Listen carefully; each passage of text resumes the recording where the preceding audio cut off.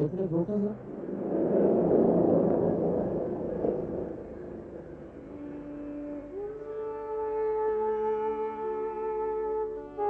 ये बड़ी सी इमारत क्या है? ये राजा साहब की हवेली है साहब। ओह, तो ये है राजा साहब की हवेली।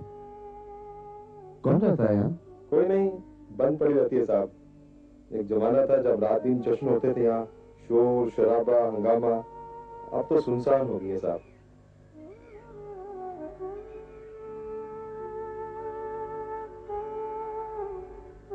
चलिए।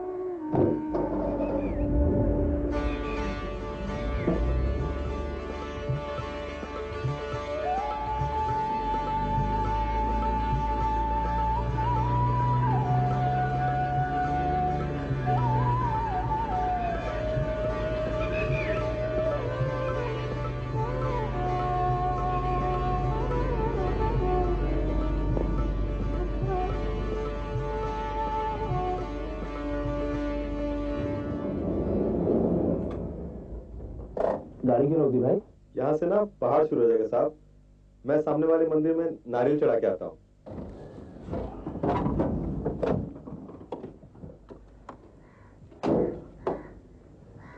आप मंदिर में आइए, तब तक मैं सामने वाली दुकान में चाय पी लेता हूँ। अच्छा साहब।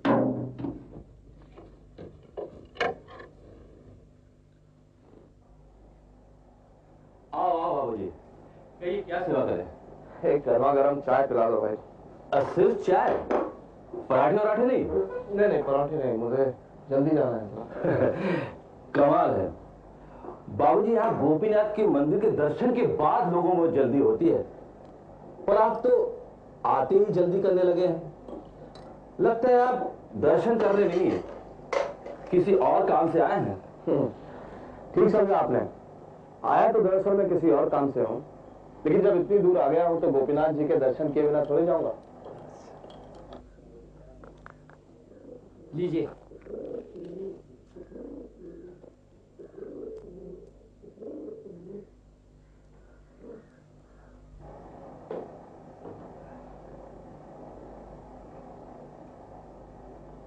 ड्राइवर से कहिएगा जरा संभल कर जाए। यही का ड्राइवर है, सैकड़ों बार ये घाट उतरा चढ़ा होगा। पर जब से बारिश हुई है रास्ते की हालत बहुत खराब हो गई है।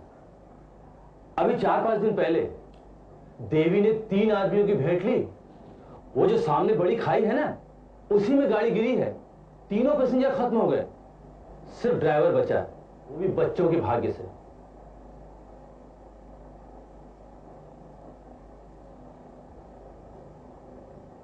लीजिए साहब, प्रसाद लीजिए। इन्हें भी चाय पिला दीजिए। हाँ। ड्राइवर साहब, क्या आप मानते हैं कि देवी माँ इंसानों की जान लेती होगी? बिल्कुल नहीं साहब। बिल्कुल ठीक कहा आपने। माँ कभी अपने बच्चों की जान लेती है? पर ये सच है साहब, एक्सीडेंट उसी जगह पर बहुत होते हैं। कभी कभी तो अकल काम ही नहीं करती कि एक्सीडेंट हो कैसे गया। लगता है ड्राइवर ने जानबूझकर गाड़ी गिरा दी हो।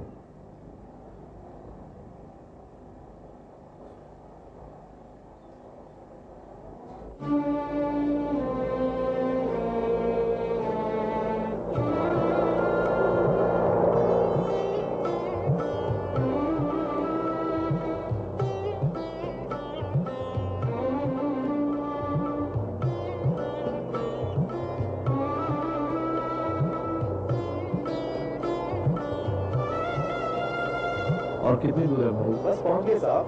वो देखिए गोपीनाथ मंदिर के कलश दिखाई दे रहे हैं।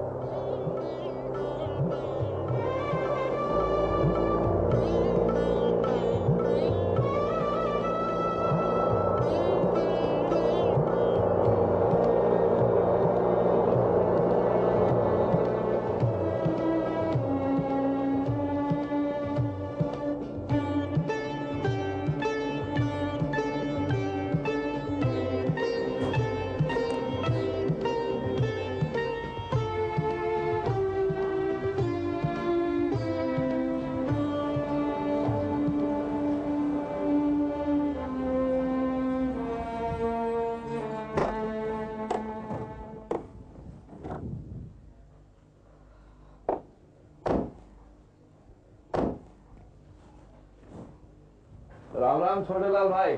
राम राम।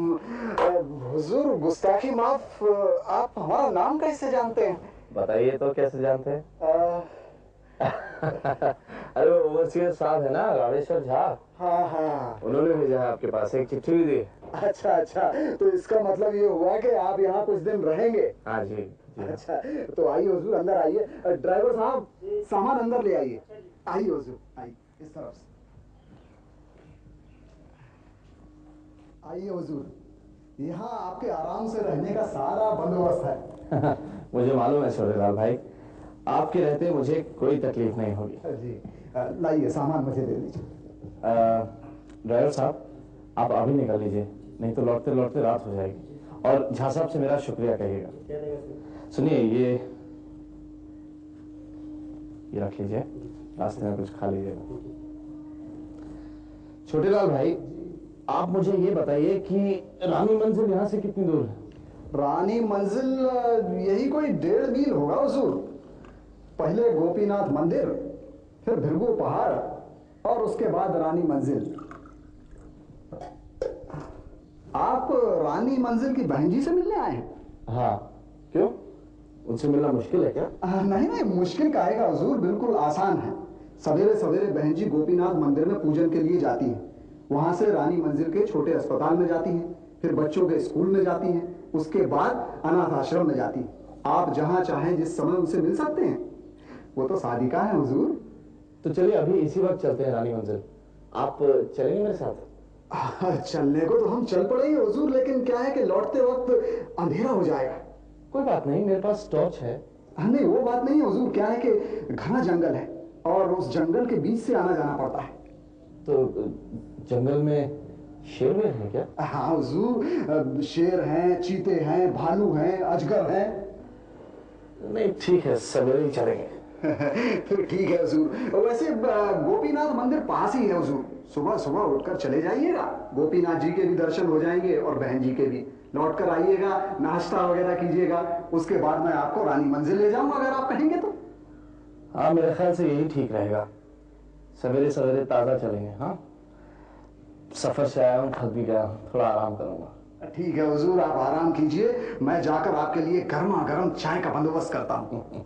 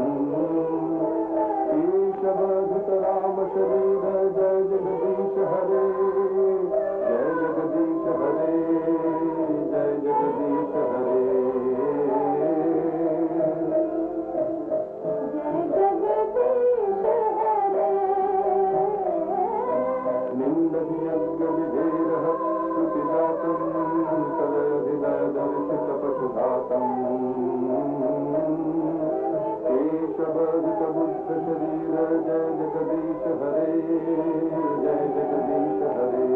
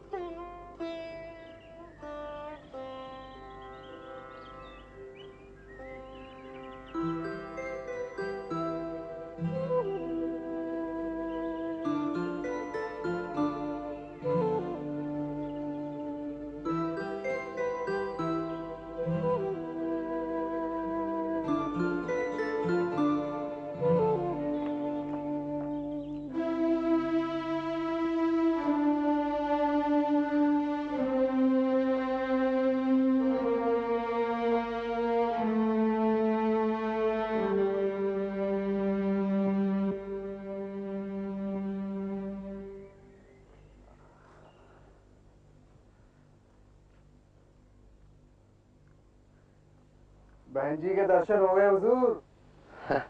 दर्शन तो हुए छोटे लाल जी, लेकिन ठीक से कह नहीं सकता कि वही बहन जी थी। क्या मतलब? हम आपकी बात समझे नहीं हुजूर। वो हुआ यूं कि जिन देवी जी से मुलाकात हुई उन्होंने कोई बात ही नहीं की। अब मैं कैसे कह सकता हूँ कि वही बहन जी थी। अच्छा एक बात बताइए, उन देवी जी की उम्र 30 के करीब थी? 30? हाँ इतनी तो होगी। और रंग? रंग गोरा था ना, जैसे मुख पर जोत जल रही हो। हाँ ये भी जान पड़ा। और सफेद साड़ी, माथे पर चंदन का टीका।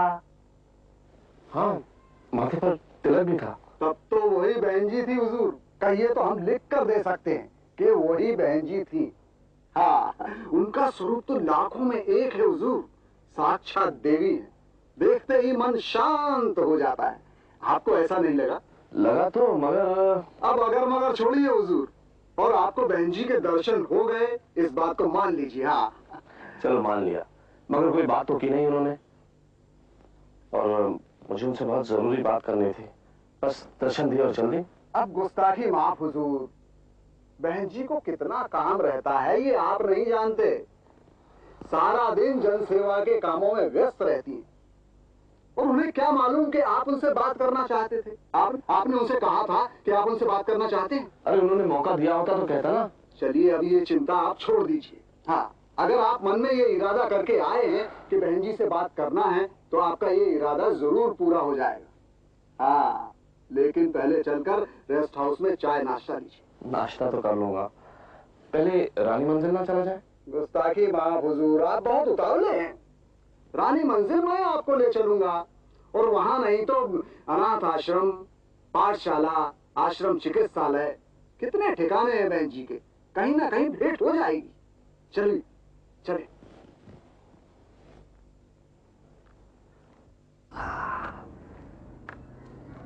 आइए हजूर, आइए आइए। जरा संभल कर, रास्ता खराब है थोड़ा। आप हुजूर, ई देखिए, ई है भृगु पहाड़। यहाँ भृगु महाराज ने शिव जी की बड़ी तपस्या की थी, और ई पहाड़ के उस तरफ है भृगु कमंडल। बहुत ही पवित्र स्थान है साहिब, चलकर देखेंगे?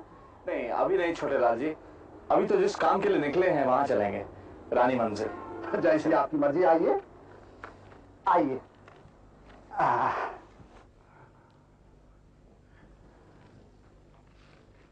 अभी टाइम कितना हुआ है हुजूर? 10:30। 10:30, यानी इस समय बहन जी अस्पताल में होंगी। नमस्ते। नमस्ते। कैसी हो? अच्छी हूँ। दर्द कैसा है? ठीक है। गोपीनाथ की कृपा से तुम जल्दी ठीक हो जाओगी। क्या बात है? जी ये दवा नहीं पी रही। मुझे दीजिए, लीजिए दवा पी लीजिए। अब मैं रोज आकर आपको खुद दवा पिलाया करूंगी। आप जल्दी ठीक हो जाएंगी। चलिए। आइए। क्या बात है डॉक्टर साहब, 4 दिन हो गए इनका बुखार क्यों नहीं उतर रहा है? जी मैंने इनका ब्लड लेकर अपने कंपाउंडर को सरसावन भेजा है, शाम तक रिपोर्ट आ जाएगी। बैठिए। Thank you. ब्लड टेस्ट का इंतजाम आप यहीं पर क्यों नहीं कर लेते? किस किस चीज का इंतजाम किया जाए बहन जी, अब तो आपका ये चिकित्सालय छोटा मोटा अस्पताल बनता जा रहा है। तो आप चिंता क्यों कर रहे हैं? अखबारों में विज्ञापन देकर 1-2 डॉक्टर अपनी मदद के लिए और रख लीजिए। यहाँ पैथोलॉजिकल लेबोरेटरी की भी बहुत जरूरत है। जी और बहन जी एक एक्सरे मशीन की भी सख्त जरूरत है। एक्सरे के लिए मरीजों को सरसावन भेजना पड़ता है। तो आपको जो जो चीज मंगवानी है आप उसकी एक लिस्ट तैयार कर लीजिए। जी। गीता जी ऑफिस में होंगी, उनको बुला लाइए। मैंने स्कूल बिल्डिंग के लिए इंजीनियर को बुलाया है, वो इंतजार कर रहे होंगे। जी। मैं फिर आऊंगी। नमस्ते। जी नमस्कार। हाँ वो लिस्ट तैयार रखिएगा। जी।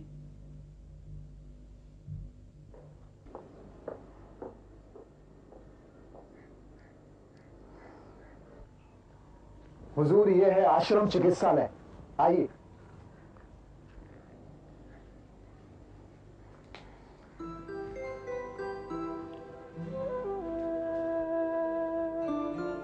हुजूर यही है बहन जी।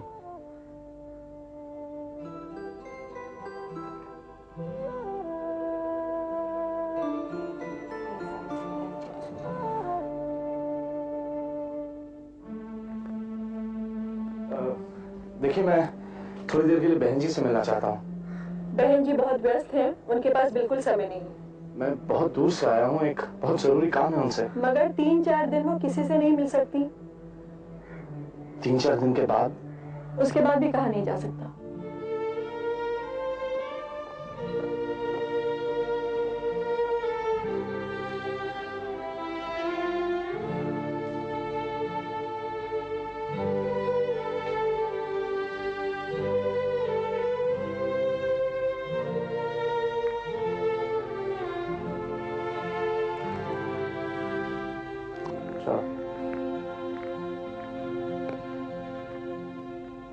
शिक्षा बोझ नहीं बननी चाहिए बच्चों पर, और उसका एक ही उपाय है कि उनकी शिक्षा उनकी मातृभाषा में हो।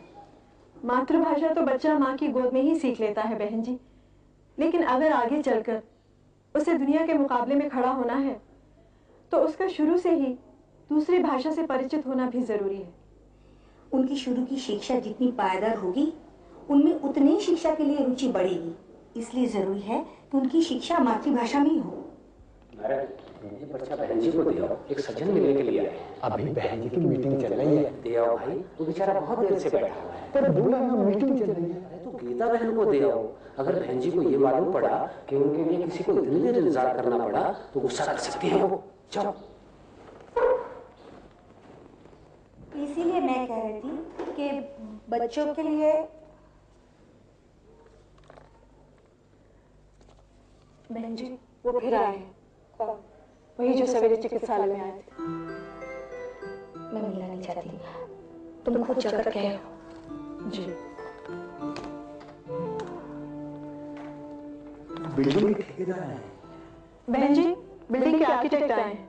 ओह, उन्हें भेज दो। जी।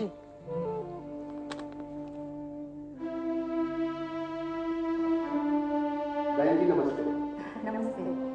आइए भूषण जी बैठिए। प्लान तैयार कर लिया? जी बस 3-4 दिन में तैयार हो जाएगा। एक बात का ख्याल रखिएगा, हर साल पढ़ने वाले बच्चों की संख्या बढ़ रही है और 2-4 साल में दुगनी हो जाएगी। इसलिए पहले से ही हम लोग बिल्डिंग बड़ी क्यों नहीं बनाई है? जी ये ख्याल तो आपका बिल्कुल सही है। देख रहा हूँ 2 घंटे से यहाँ बैठे हुए हैं, किसका इंतजार कर रहे हैं? जी मैं बहन जी से मिलने आया हूँ, उन्हें खबर करवा दी है, बस उन्हीं का इंतजार कर रहा हूँ। अच्छा।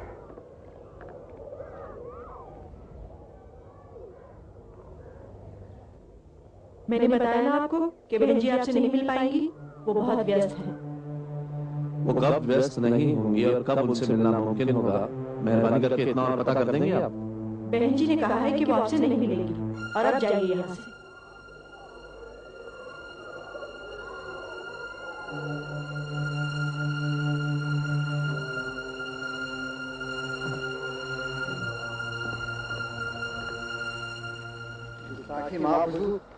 हमने सारी बात सुन ली है, लेकिन हमारे लिए ये बहुत अचरज की बात है, बहुत ही अचरज की बात कि बहन जी किसी से मिलने के लिए मना कर दी। मेरे साथ भी ये पहली बार हुआ है कि किसी ने मुझे मिलने के काबिल न समझा। लेकिन ऐसा क्यों हुजूर? बहन जी ने आपके साथ ऐसा व्यवहार क्यों किया? कोई तो कारण होगा। आप उन्हें पहले जानते थे? नहीं, बिल्कुल नहीं। शायद वो मुझे जानती है। अच्छा, आप उनसे पहले मिले ही नहीं तो कैसे जानती होंगी? क्यों? कहते नहीं है सब उनके बारे में कि वो चेहरा देखकर ही आदमी को जान जाती है। हाँ, सो तो है, लेकिन फिर भी कोई गुत्थी जरूर है। यही गुत्थी सुलझाने तो मैं इतनी दूर आया हूँ छोटे लाल भाई।